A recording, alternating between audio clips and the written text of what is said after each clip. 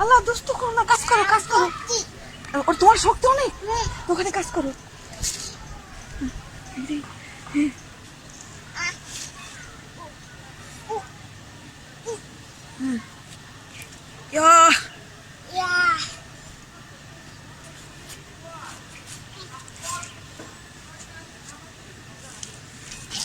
কি করতেছো তুমি? কি করতেছো এগুলো?